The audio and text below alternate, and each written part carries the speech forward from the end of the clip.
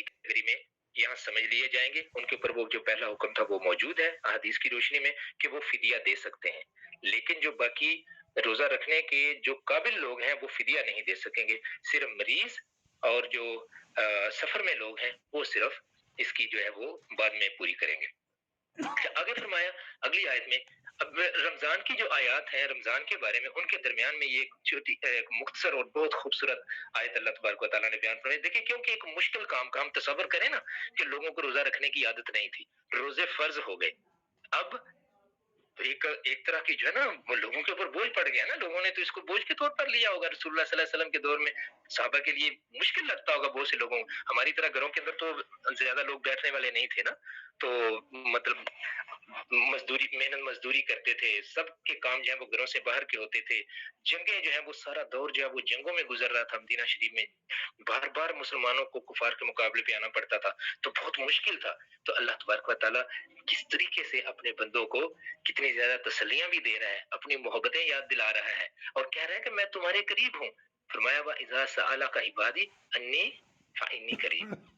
ए नबी सल्लल्लाहु अलैहि वसल्लम, जब ये लोग आपसे मेरे बारे में पूछते हैं ना तो फइन्नी करीब, तो इनसे कहिए कि मैं बहुत करीब हूँ।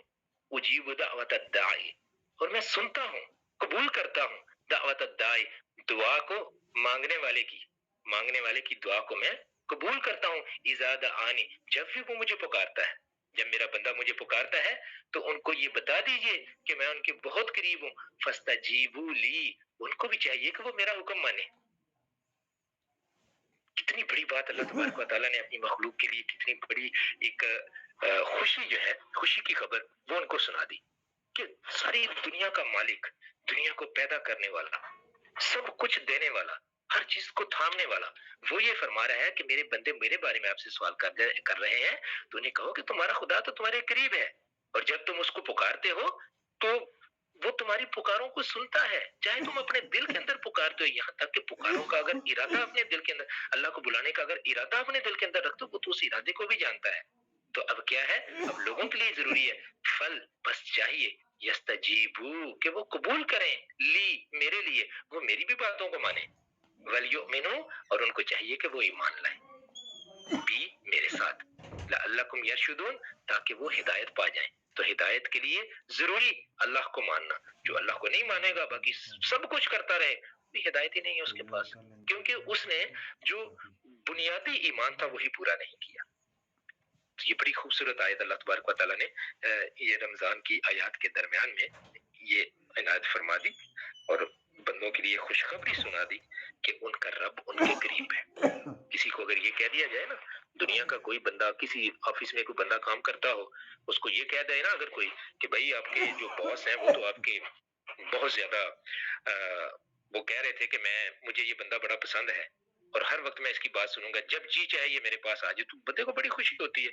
यहाँ मालिकुल मुल्क, सारी दुनियाओं का मालिक, कायनात का मालिक वो कह रहे हैं कि मेरे बंदों से कह दो कि मैं उनके करीब हूँ, मुझे पुकारेंगे, मैं उनकी पुकार को सुनूंगा। तो उनको, लेकिन उनको साथ ये चाहिए कि मेरी बातों को माने।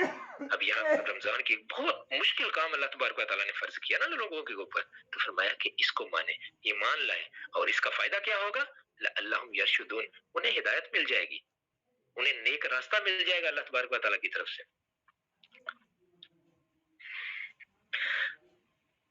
अच्छा, अब ये जो आयत है इसके बारे में इमाम इब्न कसीर रहमतुल्लाह अलैह ने ये जो दरमियानी जुमला है ये आयत, इसमें तरगीब दुआ की ये हिकमत बतलाई है कि इस आयत ने इशारा कर दिया कि रोजा के बाद दुआ कबूल होती है, इसलिए दुआ का खास एहतमाम करना चाहिए। रसूलुल्लाह सल्लल्लाहु अलैहि वसल्लम ने फरमाया, यानी रोजा अफ्तार करने के वक्त रोजादार की दुआ मकबूल है, इसीलिए जब हम रोजा की अफ्तारी करें तो उसके लिए हमें उस वक्त हमें खुसूसी तौर पर दुआएं करनी चाहिए। इसलिए सैयदना अब्दुल्लाह बिन उमर रज़ी अल्लाह ताला अन्हु अफ्तार के वक्त तमाम घर वालों को जमा करके दुआ किया करते थे।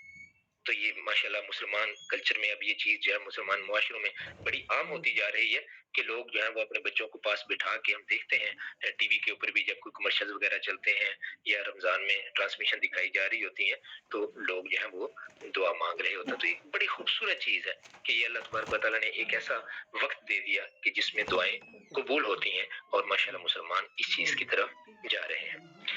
اچھا، اب اس آیت میں انی قریب فرما کر اس بات کی طرف بھی اشارہ کر دیا کہ دعا کو خفیہ اور آہستہ رکھنا چاہیے. بہت اونچی اونچی آواز میں اللہ تعالیٰ کو بلانے کی ضرورت نہیں ہے. لیکن اگر کوئی بندہ اپنی موج میں آ کے اللہ تعالیٰ کا نام اونچی آواز میں لے رہا ہے، اونچی آواز میں دعا کر رہا ہے تو نو پرابلم. لیکن زیادہ بہتر طریقہ جو ہے دعا کا وہ یہ ہے کہ زیادہ بلند آواز میں اس کو نہ کیا جائے، آہستہ آہستہ سے دعا کو مانگا جائے. اور دعا مانگتے ہوئے ہم یہ کوشش کریں کہ ہمارا دھیان جو ہے، ہماری نظریں جو ہے نا وہ اپنے آپ کی طرف ہوں. آنکھیں اگر ہم بند کر لیتے ہیں یا آنکھیں کھلی بھی رکھتے ہیں لیکن ان کو نظروں کو اگر جھکاتے ہیں، اس میں کنسنٹریشن پیدا ہوتی ہے انسان کے اندر، دعا کے اندر. اور دعا وہ مقبول ہوتی ہے کہ جس میں دعا کی طرف انسان کا دھیان ہو، یعنی منہ سے پڑھ رہا ہے لیکن ادھر ادھر دیکھ رہا ہے، پتہ نہیں کہ میں کیا پڑھے جا رہا ہوں. تو اس چیز سے احتراز کرنا چاہیے.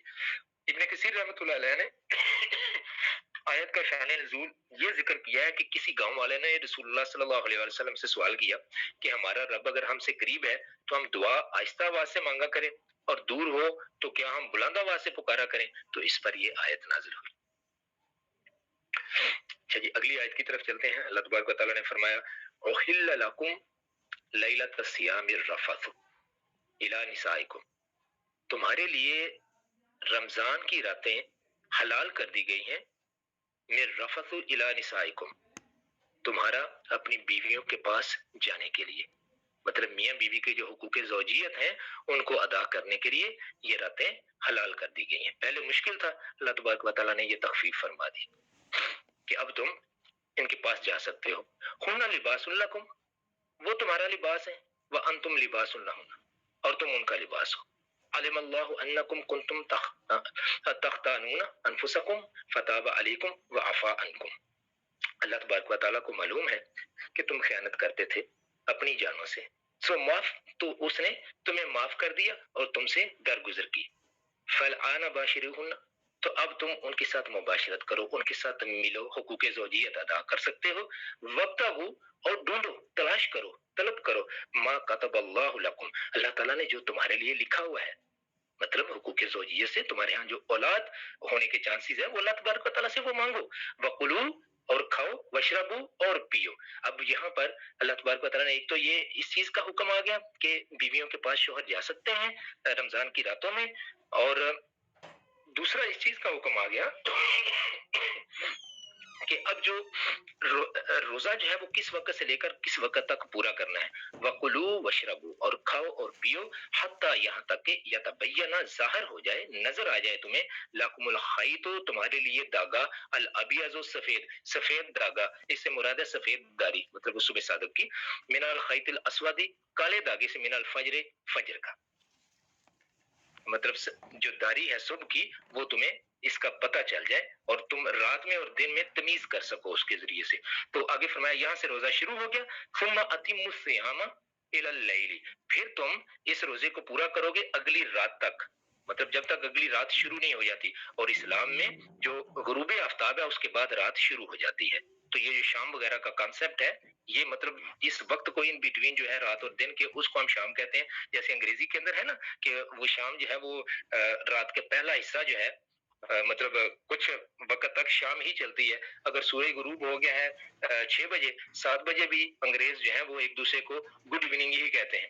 تو لیکن اسلام کے مطابق رات جو ہے وہ شروع ہو جائے گی جب غروب آفتاب ہوگا تو اگلی رات شروع ہوگی. تو اس سے مراد یہ ہوا کہ روزہ جو ہے وہ اگلی رات تک، مطلب اگلی رات شروع ہونے تک جو ہے وہ ادا کیا جائے گا. ولا تباشروہن، اب یہاں پر یہ حکم دے دیا گیا کہ راتوں کے وقت تو اپنی بیویوں کے پاس جا سکتے ہو، ولا تباشروہن، لیکن تم ان سے نہ ملو، ان سے مباشرت نہ کرو. وانتم عاکفون، اور یہ ایک اور ساتھ چیز بیان فرما دی، وانتم عاکفون فی المساجد، روزے کے دوران بھی بیویوں کے پاس نہیں جا سکتے.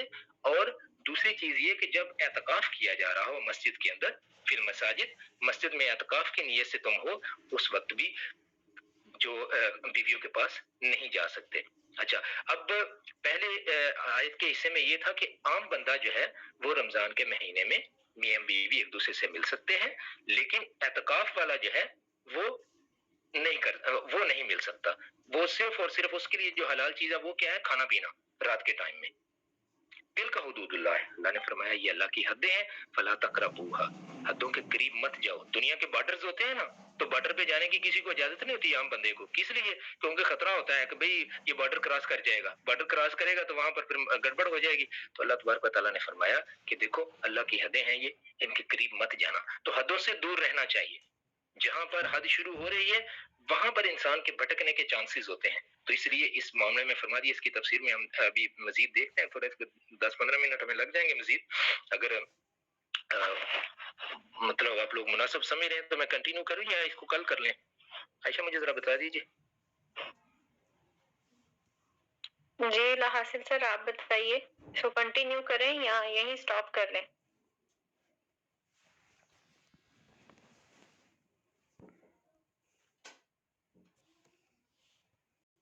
ख्याल मुझे नजर नहीं आ रहे।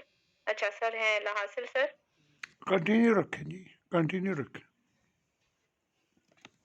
जी ठीक है सर, बहुत शुक्रिया।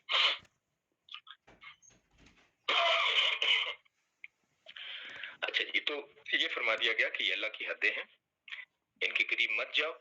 कज़ालिका युबय्यिनुल्लाहु आयातिही लिन्नासी, इस तरह अल्लाह ताला अपनी आयतों को लोगों के लिए बयान करता है। लअल्लहुम यत्तकून, ये आ गया मकसद, ताकि वो तकवा अख्तियार करें। अल्लाह ताला ये जो सारी बातें हमें बता रहे हैं किस लिए? हमारे तकवा के लिए, इंसान की प्योरिफिकेशन के लिए, कि इंसान प्योरीफाई हो, उसका तज़किया हो, इंसान तकवा अख्तियार करे। अल्लाह ने जिन चीजों का हुक्म दिया है उनको करे, जिन चीजों से मना किया है उनसे दूर हट जाए। अच्छा, इन आयतों के अंदर देखिए ये कितनी खुली हुई आयतें हैं। यहाँ हमारी बहनें भी बैठी हुई हैं, भाई भी हैं। अब मैं मर्द हूँ, मर्दों के साथ में बड़ी आसानी से ये बात कर सकता हूँ, लेकिन यहाँ हमारी बहनें भी हैं, कुछ बच्चियां भी हो सकता है छोटी हों। तो ये आयतें जो है, इस आयत से हमें क्या पता चल रहा है कि कुरान के अहकामात जब अल्लाह तबारक व तआला अपने हुक्म लोगों के सामने बयान फरमाता है उसमें कोई शर्म नहीं है, वो हमें बयान करने हैं। एक और चीज जो यहाँ से सामने आती है वो ये है, हम अपने बच्चों को इस हवाले से जो मियाँ बीवी के जो मामलात हैं, आमतौर पर हमारे मुआशरे के अंदर क्या होता है, हम इसको समझते हैं कि ये जो है ना ये बड़ी शर्म की बात है, हम छोटे बच्चों के सामने इसका जिक्र ना करें। बच्चे खुसूसी तौर पर जब पबर्टी की एज की तरफ जा रहे होते हैं, एडोलेसेंस की एज की तरफ, तो उनके बड़े मसाइल होते हैं, बच्चों के भी बच्चियों के भी। अब ये वालिदैन का फर्ज बनता है कि वो उनको हर चीज के बारे में बताएं, उनको अच्छे तरीके से। अल्लाह ताला ने कितने खूबसूरत अंदाज में देखे मियाँ बीवी के जो आपस के ताल्लुकात हैं उनको भी बयान फरमा दिया यहाँ पर। और कुरान आपको पता है ये बच्चे भी पढ़ते हैं, बड़े भी पढ़ते हैं। ये आयात जो है, चलो हमारे बच्चों को तो समझ नहीं आती क्योंकि हमारी जो पहली लैंग्वेज है वो अरबी नहीं है, लेकिन जब एक अरबी बच्चा या बच्ची ये आयत पढ़ेगी, चाहे वो 4 साल का हो, 5 साल का हो, 6 साल का, वो नाबालिग है अभी, चाहे वो अभी बलूगत की एज के करीब है, अब वो भी इन आयत को पढ़ेगा। अगर वो सवाल करता है वो इन आयत को पढ़ के, तो वो क्या सोचेगा कि ये अल्लाह ताला ने क्या लिखा हुआ है। अब उसको कैसे समझाया जाएगा? दीन में कोई शर्म नहीं है। वालिदैन को वो तरीका सीखना चाहिए कि वो अपने बच्चों को, जिसे वेस्ट सेक्स एजुकेशन का नाम देता है, बजाय इसके कि वो बच्चे किसी और के हथे चढ़ के तो वो गलत तरीके से चीजों को सीखें, वालिदैन का ये फर्ज बनता है, उस्तादों का अपने स्कूलों में ये फर्ज बनता है कि वो बच्चों को ये चीज सिखाएं, उनको बताएं, क्योंकि ये हर इंसान के लिए ये चीज जरूरी है। देखिए, जितने आज बूढ़े हैं ये एक वक्त में जवान थे, जितने जवान हैं एक वक्त में ये अपनी टीन एज में थे, और जितने टीनेजर हैं एक वक्त वो टीन एज से पहले की एज में थे। तो टीन एज सबसे ज्यादा डेंजरस और सबसे ज्यादा नाजुक एज है। इस वक्त बच्चों के जिस्म के अंदर, देखिए हमारा सारे का सारा जिस्म हम जानते हैं कि ये तो केमिकल्स का बना हुआ है, और ये जितनी हमारे जिस्म में मुख्तलिफ तब्दीलियां आती हैं, तो जो हार्मोन्स अल्लाह तबारक व तआला ने पैदा किए हुए हैं ना, जो जिंदगी की मुख्तलिफ स्टेजेस में मुख्तलिफ तरह की मुख्तलिफ क्वांटिटीज में हार्मोन्स और मुख्तलिफ सिचुएशंस में ये हार्मोन जो है ना ये रिलीज होते हैं, उनकी वजह से हमारे रवैये जो हैं वो उस्तवार होते हैं। तो उनको अब हार्मोन जो है, छोटे बच्चे जब ये खास तौर पर जब इसमें बलूगत की एज में जब होते हैं, टीन एज जिसे हम कहते हैं, तो उस बलूगत जब उनकी हो जाती है तो उस वक्त उनके जिस्म में सबसे ज्यादा तब्दीलियां आती हैं। ये नेचुरल चीजें हैं, हमने बच्चों को बताना है। ये अच्छी बात है माशाल्लाह के मुस्लिम मुआशरे के अंदर खुसूसी तौर पर जो बच्चियां हैं वो इस मामले में बहुत ज्यादा माशाल्लाह हमारे यहाँ बच्चियां बहुत ज्यादा शर्मो हया वाली होती हैं, और ये चीजें वो आमतौर पर किसी के साथ, लेकिन माओ का ये फर्ज बनता है कि वो बताएं, और माओ को उनके जो उनके शोहर हैं यानी बच्चियों के जो बाप हैं वो इन चीजों की तरफ गाइड करें। اپنی بیویوں کو یہ کہیں، کیونکہ باپ ظاہر ہے بیٹی سے بات کرے گا تو اس کو شرم محسوس ہوگی، خاص طور پر ہمارے کلچر کے اندر، تو اس لیے وہ چیزیں اچھے طریقے سے ان کو کلیئر کرے اور ان کی ماؤں کو بتائیں۔ ماؤں کا فرض بنتا ہے کہ وہ خود بھی سیکھیں۔ آج کل تو پڑھا ہونا کوئی ضروری نہیں ہے، سارے ان پڑھ لوگ بھی موبائل چلا سکتے ہیں، تو یوٹیوب کے اوپر مستند علماء کی اس معاملے کے اندر تقاریر موجود ہیں، ان کو سن سکتے ہیں، تو ان کو سن کے اچھے طریقے سے بچوں کو ان کی تربیت کی جائے، ان کو ان چیزوں کے بارے میں بتایا جائے کہ بچے اپنے آپ کو کس طریقے سے اپنی پاکی کا خیال رکھ سکتے ہیں، کس طریقے سے ان کو یہ بتایا جائے کہ جو مطلب بچے ہمارے ہاں وہ اگر کوئی بچہ یہ سوال کر لے، اگر یہ قرآن پاک پڑھتے ہوئے کہ مثال کے طور پر میرا بیٹا ہے، میری بیٹی ہے، وہ قرآن پاک پڑھ رہے ہیں اور کہہ رہے ہیں کہ بابا یہ لکھا ہوا ہے ولا تباشروہن، تو ان سے مباشرت مت کرو، انتم عاکفون اور تم اعتکاف میں ہو، اس کا کیا مطلب بنتا ہے؟ میں اس سے چھپاؤں گا نہیں، اس کو اچھے طریقے سے بتاؤں گا، لیکن اس طریقے سے کہ وہ بچہ جو ہے اس کے لیول کی بات میں اس کو بتاؤں۔ لیکن یہ بات اب آپ کے ذہن میں سوال آئے گا کہ مطلب یہ تو اس کے لیول کی بات نہیں ہے، لیکن بات تو اللہ تبارک و تعالیٰ نے سب کے لیے یہ فرمائی ہے نا۔ اب میرے الفاظ، میرا طریقہ کار، اب مجھے اپنے آپ میں وہ ٹریننگ باپ بننا، یہ دیکھیں بہت بڑی ایک ذمہ داری ہے اللہ تبارک و تعالیٰ انسان کے اوپر ڈالی ہے، تو انسان میں اپنے آپ کے اندر تبدیلیاں بہت سی لانی پڑتی ہیں۔ کچھ چیزیں جو پہلے انسان نے نہیں سیکھی ہوتی، جب وہ انسان کی جب شادی ہو جاتی ہے تو اس کو سیکھنی پڑتی ہیں یہ چیزیں، کیونکہ اس نے اپنی آگے اولاد میں منتقل کرنی ہے۔ تو یہ میں نے کافی ٹائم لے لیا، تو یہ چیز بڑی امپورٹنٹ، اکثر ہمارے ہاں اس کے اوپر بات کرنا جو اس کو کہتے ہیں نہیں نہیں نہیں بچوں کے سامنے یہ بات نہیں کرنی، یہ ہمارا فرض بنتا ہے ہم اپنے بچوں کو گائیڈ کریں اچھے طریقے کے ساتھ، ورنہ وہ جب باہر سے گائیڈنس حاصل کرتے ہیں، دوستوں سے کرتے ہیں، وہ سب کو پتہ ہے بڑے غلط طریقے سے کرتے ہیں، اور یہ چیزیں جو ہیں یہ بہت سی پرابلمس کو جنم دیتی ہیں۔ تو اللہ تبارک و تعالیٰ ہم سب کے بچوں کو صحیح سیدھی ہدایت پہ رکھے، ہمیں بھی سیدھی ہدایت پہ رکھے۔ تو اب اس میں چوتھا حکم جو ہے نا رمضان کے بارے میں، وہ آ گیا کہ رمضان کی راتوں میں بیویوں کے پاس جانے کے بارے میں۔ احل لکم سے یہ معلوم ہو گیا جو چیز اس آیت کے ذریعے حلال کی گئی ہے وہ اس سے پہلے حلال نہیں تھی۔ صحیح بخاری میں اور کچھ اور حدیث کی کتابوں میں سیدنا برا بن عازب رضی اللہ تعالیٰ عنہ کی روایت سے یہ مذکور ہے کہ ابتدا میں جب رمضان کے روزے فرض کیے گئے تو افطار کے بعد کھانے پینے اور بیویوں کے ساتھ اختلاط کی صرف اس وقت تک اجازت تھی کہ جب تک سو نہ جائے، جیسا پہلے بیان ہوا۔ سو جانے کے بعد یہ ساری چیزیں حرام ہو جاتی تھی۔ تو اس میں کیا ہوا، بعض صحابہ کرام کو اس میں مشکلات پیش آئیں۔ ایک صحابی ہے قیس بن سلمہ انصاری رضی اللہ تعالیٰ عنہ، وہ بیچارے مزدوری کرتے تھے، سارا دن مزدوری کر کے جب وہ افطار کے بعد گھر پہنچے تو گھر میں کھانے کے لیے کچھ بھی نہیں تھا۔ تو بیوی نے کہا کہ آپ بیٹھیے، میں کچھ انتظام کر کے لاتی ہوں۔ محلے میں اپنے کسی ہمسائے کے پاس گئیں اور کوئی چیز جو ہے نا وہ لانے کے، جب وہ واپس آئیں تو اب یہ کیونکہ مزدوری سارا دن انہوں نے کی ہوئی تھی تو مزدوری کی تھکن کی وجہ سے ان کی آنکھ لگ گئی۔ جب اٹھے تو اب تو یہ کھا نہیں سکتے تھے، یہ تو اگلے دن انہوں نے اسی طرح سے روزہ رکھ لیا بغیر کھائے پیے، تو دوپہر میں ان کو کمزوری کی وجہ سے وہ بے ہوش ہو گئے۔ تو اسی طرح سے بعض صحابہ سونے سے پہلے اپنی بیویوں کے ساتھ مطلب ان کے جو حقوق زوجیت تھے وہ ادا کرنے میں ان کو یہ بڑا مشکل پیش آئی، تو ان واقعات کے بعد جو ہے نا یہ آیت نازل ہوئی کہ جس میں پہلا حکم منسوخ کر کے غروب آفتاب کے بعد سے لے کر صبح صادق تک پوری رات اللہ تبارک و تعالیٰ نے کھانے پینے کے لیے اور حقوق زوجیت ادا کرنے کے لیے اس کی اجازت دے دی۔ اچھا، اب اس میں ایک اور چیز جو لفظ ایک بیان فرمایا کہ رفث جو لفظ ہے اس میں اس سے کیا مراد کہ مرد جو ہے وہ اپنی بیوی کے پاس جاتا ہے اپنی جو اس کی انسانی خواہش ہے اس کو پورا کرنے کے لیے، مطلب اپنے حقوق زوجیت ادا کرنے کے لیے، تو اس سے یہ مراد ہے۔ اچھا جی، اس کے بعد آ گیا کہ سحری جو ہے وہ کس وقت تک، خیط الابیض اور خیط الاسود کا ذکر آیا تو سحری کھانے کا جو آخری وقت ہے وہ کیا ہے، تو اس کے بارے میں فرما دیا حتی یتبین لکم الخیط الابیض۔ تو اس آیت میں رات کی تاریکی کو سیاہ خط اور صبح کی روشنی کو سفید خط کی مثال سے بتلا کر روزہ شروع ہونے اور کھانا پینا حرام ہو جانے کا وقت متعین فرما دیا، اور اس میں جو کمی یا زیادتی کے احتمال ہو سکتے ہیں ان کو ختم کر کے یہ فرما دیا حتی یتبین، کہ تمہیں اس چیز کا یقین ہو، یہ تمہارے اوپر ظاہر ہو جائے کہ اب یہ سفیدی جو ہے یہ شروع ہو چکی ہے۔ تو اس میں یہ بتلا دیا گیا کہ نہ تو وہمی مزاج لوگوں کی طرح صبح صادق سے پہلے ہی کھانا پینا ترک کر دو کہ ابھی سحری کا ٹائم ختم نہیں ہوا اور کہنا کہ نہیں بھائی کہیں ایسا نہ ہو کہ میرا روزہ خراب نہ ہو جائے. تو اس سے منع کر دیا گیا کیونکہ یہ فرمایا گیا کہ سحری کھاتے رہو, مطلب اس کو جب تک کہ روزہ کا سحری ختم ہونے کا ٹائم نہیں ہوتا کوشش کرو کہ کھا پی لو تاکہ دن کے ٹائم میں تمہیں نقاہت نہ ہو, کمزوری نہ ہو.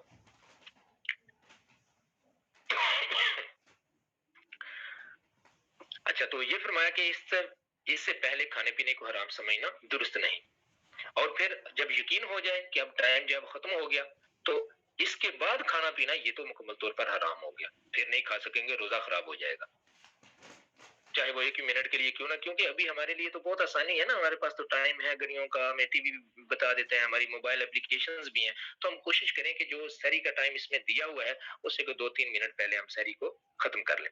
رسول اللہ صلی اللہ علیہ وآلہ وسلم نے ارشاد فرمایا کہ اب یہاں پر 2 صحابہ کا ذکر فرمایا ہے, ایک سیدنا بلال رضی اللہ تعالیٰ عنہ کا اور ایک سیدنا ابن مکتوم رضی اللہ تعالیٰ عنہ کا, کہ یہ دونوں مؤذن تھے. تو سیدنا بلال رضی اللہ تعالیٰ عنہ اکثر اذان بہت صبح دیتے تھے, بہت جلدی دیتے تھے, تو فرمایا کہ بلال کی اذان پہ جو ہے نا سحری تمہاری ختم نہیں ہو جاتی کیونکہ وہ اذان پہلے دیتے ہیں. تو ابن مکتوم یہ اذان ایگزیکٹ سحری کے ٹائم پہ دیتے ہیں, تو ان کی اذان جو ہے نا اس کا خیال رکھو, کیونکہ اس وقت یہی چیز تھی کہ جیسے ابھی بھی ہمارے دیہاتوں میں, ہمارے بچپن میں ہم نے اکثر یہ چیز دیکھی کہ وہاں پر ڈول کو بجایا جاتا تھا سحری ختم ہونے کا اعلان کرنے کے لیے, اور یا پھر کوئی یہ جو کینسٹر لے کر تو اس کو بجایا جاتا تھا کہ جس سے لوگوں کو یہ پتہ چل دے, یا پھر یہ ہے کہ اذان جب دی جاتی تھی تو اس سے, تو اذان کے علاوہ یہ چیزیں جو ہے نا یہ اختیار کی جاتی تھی تاکہ لوگوں کو پتہ چل جائے کہ اب یہ سحری کے ختم ہونے کا وقت ہو چکا ہے. اچھا, اب اس میں ایک مسئلہ انہوں نے یہاں پر بیان فرمایا ہے کہ کچھ واقعات, کچھ سچویشن بیان فرمائی ہے کہ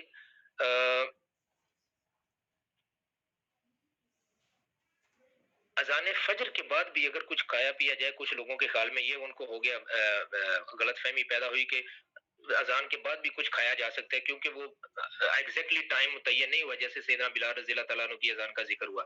تو جس شخص کی آنکھ دیر میں کھلی کہ صبح کی اذان ہو رہی تھی تو اس کے لیے جائز کر دیا کہ وہ جلدی جلدی کچھ کھا لے, حالانکہ اسی حدیث میں یہ واضح طور پر بتا دیا گیا ہے کہ اذان ابن مکتوم رضی اللہ تعالیٰ عنہ جو ٹھیک طلوع فجر کے وقت ہوتی تھی اس پر کھانے سے رک جانا ضروری ہے. تو ابھی اس سے ہم کیا مراد لیں گے, آج کے وقت میں جو ہمارا ٹائم متعین کیا ہوا ہے اس ٹائم سے پہلے ہمیں کھانا جو ہے وہ چھوڑ دینا چاہیے. تو اللہ تعالیٰ نے فرما دیا ان ساری چیزوں کے بارے میں کہ یہ اللہ تعالیٰ کی حدیں ہیں, ان کے قریب مت جاؤ. احتیاط جو ہے وہ اللہ تبارک و تعالیٰ نے کرنے کا ہمیں حکم دے دیا. اچھا, اس کے بعد یہاں پر اعتکاف کا ذکر ہوا کہ اعتکاف میں جب ہو تو اس کے کیا احکامات ہیں. تو اعتکاف کا جو لفظی مطلب ہے وہ ہے کسی جگہ ٹھہرنے کے, اور ہم اسلام میں اس سے مراد یہ لیتے ہیں کہ مسجد میں اللہ تعالیٰ کی عبادت کے لیے وہاں پر ٹھہرنا, اور روزے کی حالت میں رمضان کے مہینے میں روزہ رکھ کر مسجد میں ہی ٹھہرنا اور عبادت کا اہتمام کرنا, یہ اعتکاف ہے.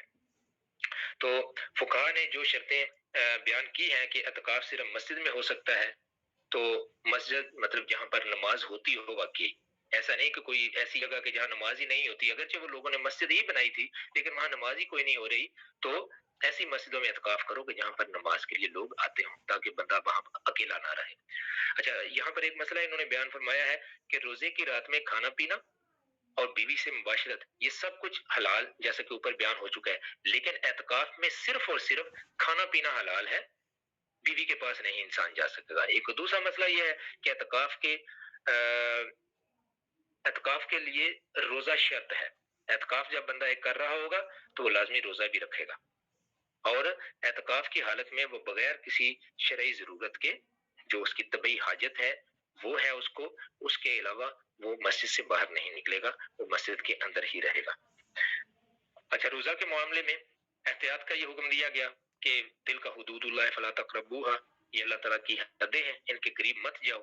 یہ فرما کر اشارہ کر دیا کہ روزے میں کھانے پینے اور بیوی کے ساتھ اختلاط کی جو ممانعت ہے یہ اللہ کی حدود ہے, ان کے قریب بھی مت جاؤ. اب قریب بھی مت جاؤ مطلب وہاں مت جاؤ جہاں پر یہ احتمال موجود ہو کہ اس سے آگے بڑھ جاؤں گا, تو اس سے منع فرما دیا گیا. تو اس لیے اس میں جو چیزیں, بہت سی چیزیں جو مطلب ہمیں جن کا خیال رکھنا چاہیے وہ یہ ہے کہ روزہ کی جب حالت ہو، ہم عام طور پر کلی جب کرتے ہیں، بہت سے لوگ غرارہ کرتے ہیں، تو روزہ کی حالت میں غرارہ سے منع فرمایا گیا ہے، کیونکہ اس سے پانی گلے میں جانے کے میکسیمم چانسز ہوتے ہیں۔ اور کلی بھی جب کریں بڑی احتیاط سے کریں، کہیں ایسا نہ ہو کہ کلی جب بے احتیاطی میں کر رہے ہیں تو پانی جو ہے نا وہ چلا جائے اور کہیں نہیں نہیں اس سے روزے کو کچھ نہیں ہوا۔ احتیاط کرنی بہت ضروری ہے، کیونکہ ہم بہت نازک وقت میں کنڈیشن میں ہوتے ہیں جب ہم پانی اپنے منہ کے اندر ڈالتے ہیں، تو کہیں ایسا نہ ہو کہ وہ پانی جو ہے وہ گلے سے نیچے چلا جائے۔ لیکن اگر انسان کی پوری کوشش کے باوجود کچھ ایسا ہو گیا تو وہ ایک علیحدہ چیز ہے۔ اچھا، اسی طرح سے منہ کے اندر ہمارے یہاں کہ کوئی دعا وغیرہ استعمال کرنا یہ مکروہ ہے، اس کے اوپر بہت سے لوگوں نے جو ہے وہ مزید ڈسکشن کی ہے۔ اسی طرح سے بیوی کے پاس جانے سے تو مکمل طور پر منع فرمایا۔ اب یہ حد کا جب ذکر ہوا تو یہ چیز جو ہے مجھے کہہ دینی چاہیے، مطلب یہ کیونکہ ایک ضروری چیز ہے کہ شادی شدہ لوگ جو ہیں وہ ویسے یہ ہے کہ بیوی کے پاس ویسے اسے محبت سے اس کی طرف دیکھنا یا بوس و کنار، اس سے روزہ تو نہیں ٹوٹتا، لیکن اس کو فرمایا گیا کہ یہ مکروہ ہے کیونکہ اس سے حد سے بڑھنے کا خطرہ موجود ہے، تو اس لیے اس میں احتیاط کرنی چاہیے۔ تو اسی طرح سحری کھانے میں احتیاطاً وقت ختم ہو جانے سے پہلے، جیسے پہلے ذکر کر دیا گیا، تو 2-4 منٹ پہلے سحری کو ختم کر دینا چاہیے، کہیں ایسا نہ ہو کہ دو وقت آپس میں خلط ملط ہو جائیں۔ اور افطار جو ہے اس میں بھی کہتے ہیں کہ افطار کو جلدی کرنے کا حکم دیا گیا ہے، لیکن جلدی سے مراد یہ نہیں کہ وہ اس کو پہلے کر لیا جائے تھا، تو اس لیے یہ فرماتے ہیں مفتی صاحب نے یہ لکھا ہے، مفتی شفیع صاحب نے، کہ اس کو کوشش کریں کہ افطار جو ہے 1-2 منٹ اس میں تاخیر کر لیں، کیونکہ ہم دیکھتے ہیں نا کہ مختلف ایپس میں بھی ٹائم کا ڈفرینس آ جاتا ہے، اذان میں بھی ٹائم کا ڈفرینس آ جاتا ہے، تو اس لیے احتیاط کا تقاضا ہے کہ 1-2 منٹ اس کو مؤخر کر لیں، لیکن زیادہ افطاری کرنے میں زیادہ دیر کرنے سے منع فرمایا گیا ہے، تو 1-2 منٹ کی تاخیر کر لیں تو یہ بہتر ہے۔ اس میں بے پرواہی اور سہل نگاری اس ارشاد خدا بندی کے خلاف ہے۔ اللہ تبارک و تعالی ہم سب کی مدد فرمائے اور اللہ تعالی ہمارے لیے آسان فرمائے کہ ہم قرآن پاک کو صحیح طریقے سے پڑھیں، اس کو سمجھیں اور اس کے اوپر عمل کریں۔ جزاکم اللہ خیرا۔ السلام علیکم ورحمۃ اللہ وبرکاتہ۔